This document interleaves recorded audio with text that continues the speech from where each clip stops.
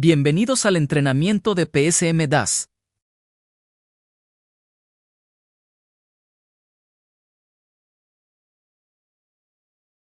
El PSM DUST es la gestión de las actividades de seguridad para la prevención de exposiciones de polvo.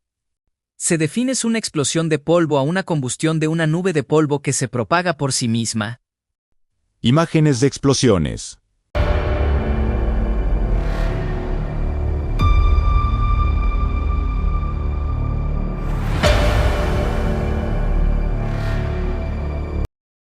Las exploraciones de polvo son el resultado de altas concentraciones de partículas de polvo combustibles que se queman rápidamente dentro de un espacio cerrado.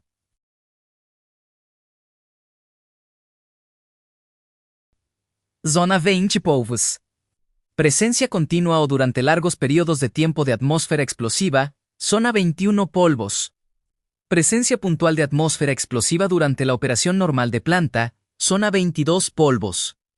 No existe presencia de atmósfera explosiva durante operación normal de planta y si ocurre, solo será durante corto periodo de tiempo. Video de zona de polvo.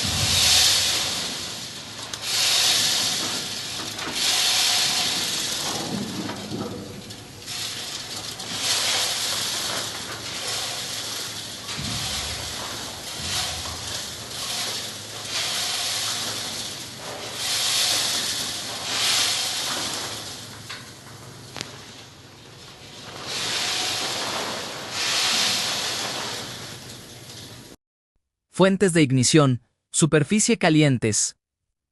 Fuego, gases calientes. Chispas mecánicas. Chispas eléctricas, electroestáticas. Rayos. Antes de iniciar cualquier trabajo en caliente en equipos o en zonas con potencial de atmósfera explosiva por polvo, se debe considerar el siguiente diagrama. Ejemplos de protección contra explosiones. Ejemplos de explosiones por polvo. At 7:15 p.m. on February 7, 2008, a series of violent sugar dust explosions devastated the Imperial Sugar Refinery in Port Wentworth, Georgia, just outside Savannah. Explosions raced through the buildings, fueled by accumulations of combustible sugar dust and sugar that had spilled from equipment. Thick concrete floors heaved up, and brick walls were blown into stairwells and work areas, blocking many exit routes. Fires spread rapidly. 8 workers died at the scene. 6 more died later at a regional burn center. Dozens of others were injured. The plant's massive sugar-packing buildings were a total loss.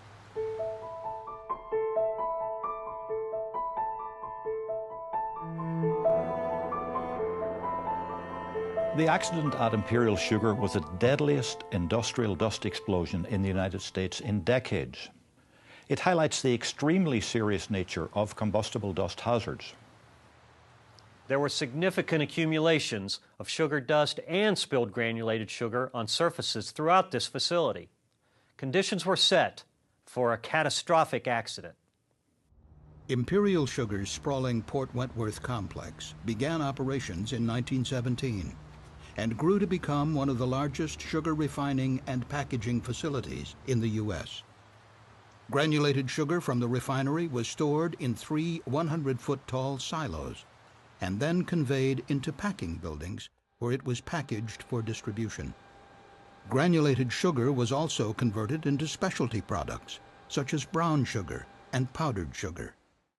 Sugar was transported by a complex system of bucket elevators, screw conveyors, and conveyor belts. During this process, sugar spilled onto floors throughout the work area. In places, the spilled sugar was many inches deep. This sugar also contained fine particles which became airborne. In addition, hammer mills were used to crush the granulated sugar into powdered sugar, creating even more dust. The machines were connected to a dust collection system, but it was undersized and in disrepair, and it was not connected to the bucket elevators and conveyors. Significant amounts of sugar dust escaped into the work areas. Workers routinely used compressed air to clean packaging machines, further dispersing sugar dust throughout the buildings. Over time, large amounts of dust accumulated on elevated, hard-to-clean surfaces, such as ducts, beams, and light fixtures. These surfaces were not cleaned often enough to always keep the dust below hazardous levels. In the tunnel beneath the sugar silos, granulated sugar flowed through chutes onto a long steel conveyor belt.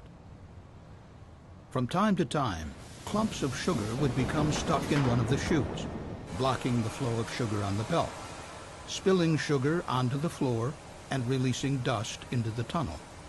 But the tunnel was large and ventilated, so this airborne dust did not build up to explosive concentrations.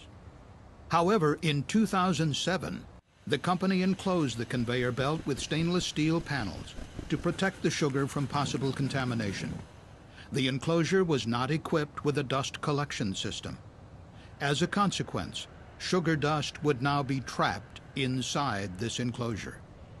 On February 7, 2008, clumps of sugar were found blocking one of the discharge chutes. Sugar from the adjacent silo likely spilled off the moving belt. Dust likely accumulated to an explosive concentration inside the enclosure. At about 7:15 p.m., the sugar dust contacted a nearby ignition source, likely an overheated bearing, and exploded. This primary explosion blew apart the enclosure and vented into the packing building. Accumulated sugar was lofted and ignited by the advancing fireballs. The dust clouds fueled a chain reaction of secondary explosion, which swept through the buildings. Concrete floors buckled, releasing tons of granulated and powdered sugar into the flames. Emergency evacuation drills had not been conducted, and the explosions had cut the power to much of the interior lighting. In the maze of darkened and damaged stairwells and passageways, workers desperately tried to flee the growing inferno.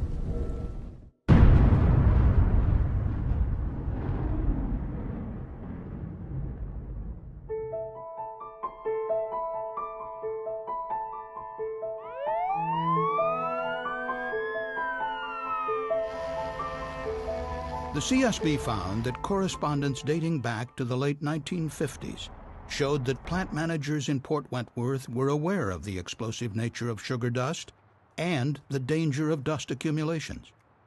As far back as 1961, a memo described a sugar dust explosion that heavily damaged the powdered sugar mill room. Despite the long-standing awareness of the explosive nature of sugar dust, not enough was done to manage the hazard. In 2006, the CSB issued a study of combustible dust, which called on OSHA to establish a comprehensive combustible dust standard based on the current standards of the National Fire Protection Association, or NFPA. In October 2007, OSHA began implementing a new national emphasis program to increase the enforcement of existing regulations related to combustible dust. Imperial Sugar learned of the OSHA Combustible Dust National Emphasis Program 4 months before the devastating explosion at Port Wentworth. But management did not act effectively to control the serious dust problem in the packing buildings. Less than 2 months before the disaster, an internal inspection showed that many tons of sugar were still regularly spilling onto the floors. This provided much of the fuel for the massive secondary explosions and fires. The CSB found that over the years, the Port Wentworth facility periodically experienced small fires fueled by spilled sugar and accumulated dust on equipment, but none resulted in a sugar dust explosion that propagated through the plant. Investigators said that decades of operating without a catastrophic explosion may have lulled managers into complacency. In its report, the CSB issued the following recommendations to the Imperial Sugar Company. Apply NFPA standards to the design and operation of the rebuilt Port Wentworth facility. Develop and implement comprehensive combustible dust control, housekeeping, and training programs. Improve emergency evacuation policies and procedures. Companies can go a long way to control combustible dust within their own facilities by following the existing recommendations of the National Fire Protection Association. But it is also time for a comprehensive federal standard on combustible dust.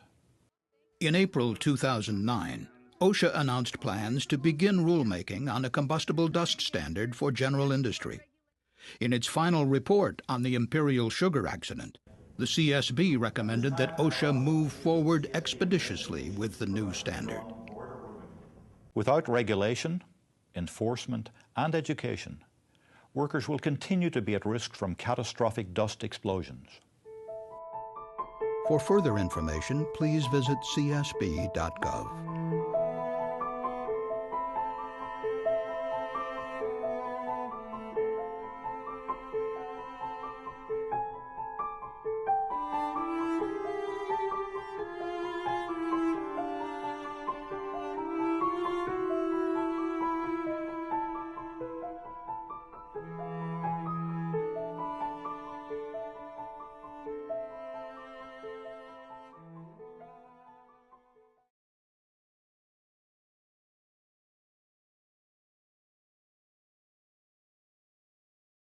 Ejemplos de protección contra explosiones.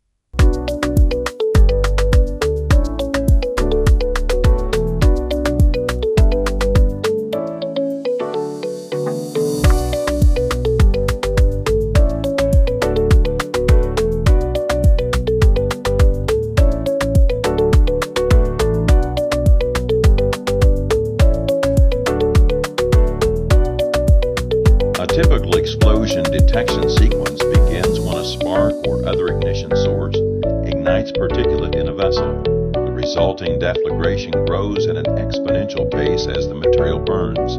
The pressure front preceding the deflagration expands, reaching the pressure detector connected to the explosion protection control panel, which processes 4,000 data points per second. The system alarms at a preset pressure level and activates the gas cartridge actuators on the suppression and isolation devices. The system maintains a history of the event for future reference. The gas cartridge actuator drives the piston on the isolation valve, closing the slide gate, and provides mechanical isolation which prevents the propagation of the explosion through the ductwork to interconnected vessels. The actuator opens a rupture disc on the suppressor bottle that uses nitrogen pressurized to 900 psi to drive suppressant into the vessel, filling the entire cavity and extinguishing the advancing deflagration. It is also necessary to isolate the deflagration, preventing the transmission of the flame into interconnected vessels. The system simultaneously opens a rupture disc on an isolation container that uses 500 psi of nitrogen to drive suppressant into the ductwork, providing a chemical isolation barrier that prevents the propagation of the explosion. Vike's explosion protection system effectively saves lives and property from explosion damage.